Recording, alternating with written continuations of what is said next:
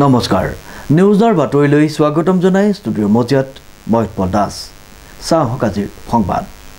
যোৰহাটৰ মালখাটত সংঘটিত হয় এক হৃদয় বিদাৰক পথ দুৰ্ঘটনাত গুৰুতৰভাৱে আঘাতপ্ৰাপ্ত মৃদুল বৰা নিহত নিউজৰ এক প্ৰতিবেদন যোৰহাটৰ মালখাটত সংঘটিত হয় এক হৃদয় বিদাৰক পথ দুৰ্ঘটনাত গুৰুতৰভাৱে আঘাত মৃদুল বৰা নামৰ ব্যক্তিগৰাকীৰ মৃত্যু হয় উল্লেখযোগ্য যে যোৰহাট জিলাৰ পুলিবৰ আৰক্ষী থানাৰ অন্তৰ্গত মালখাট বেজৰ গাঁৱত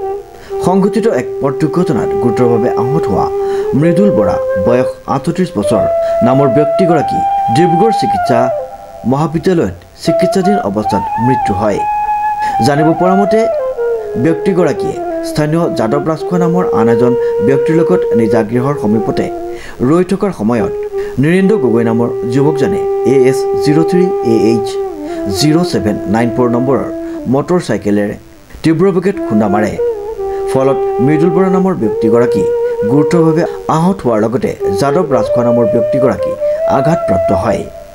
মৃদুল বৰাক নিশাই পৰিয়ালৰ লোকে যোৰহাট চিকিৎসা মহাবিদ্যালয়লৈ সংকটজনক অৱস্থাত নিয়া যদিও উন্নত চিকিৎসাৰ বাবে চিকিৎসকে ডিব্ৰুগড়লৈ প্ৰেৰণ কৰে কিন্তু অতি দুৰ্ভাগ্যজনকভাৱে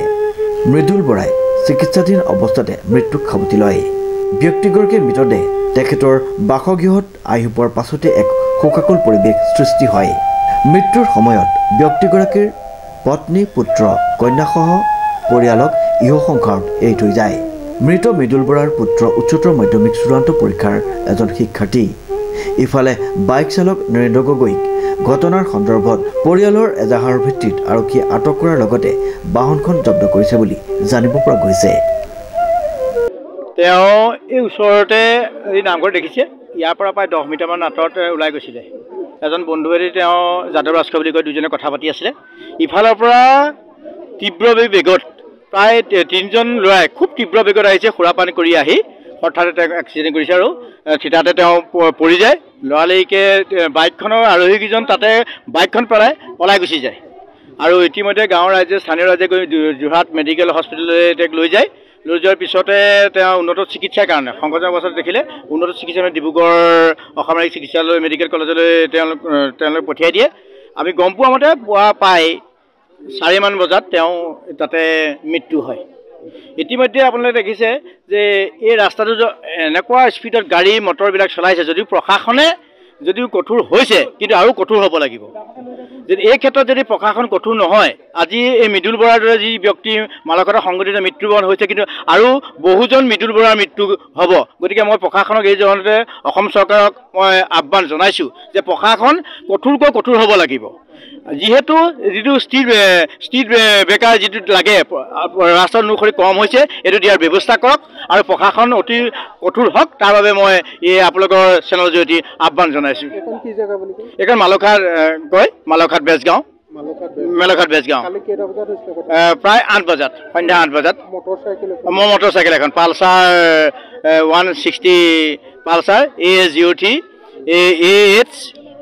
AH0794 এই মটৰচাইকেলখনে তেওঁ আৰক্ষীক ইতিমধ্যে ততালিকে মই আৰক্ষীক মই নিজে জনাইছোঁ আৰু আৰক্ষী প্ৰশাসনে আহি তৎকালীনভাৱে তেওঁলোকে আহি ইনভেষ্টিগেশ্যন কৰিছেহি আৰু ইতিমধ্যে গম পোৱা মতে যিজন আৰোহী বাইকখন চলাই আহিছিলে গগৈ ওৰফে নিৰেন্দ্ৰ গগৈ ইতিমধ্যে আৰক্ষী প্ৰশাসনে তেওঁক গ্ৰেপ্তাৰ কৰিছে বাইকখন যিজনে চলাই আহিছিলে তেওঁ আটক কৰিছে প্ৰশাসনে যাতে নিহত পৰিয়ালৰ তেওঁ ককাই ভাই আছিলে 4জন এওঁ আছিলে 2 নম্বৰ তেওঁ বৰ্তমান এজন তেওঁ নিজৰ ভাইজা আৰু তেওঁ এজন জ্যেষ্ঠ সন্তানৰ কন্যা এৰি থৈ গৈছে আৰু সন্তানটো ইতিমধ্যে আটাইতকৈ ডাঙৰ কথা হ'ল কি হাই ছেকেণ্ডেৰী পৰীক্ষা চলি আছে ইতিমধ্যে এটা পৰীক্ষা শেষ হৈছে আৰু দ্বিতীয়টো পৰীক্ষাই অহা শুক্ৰবাৰে আছে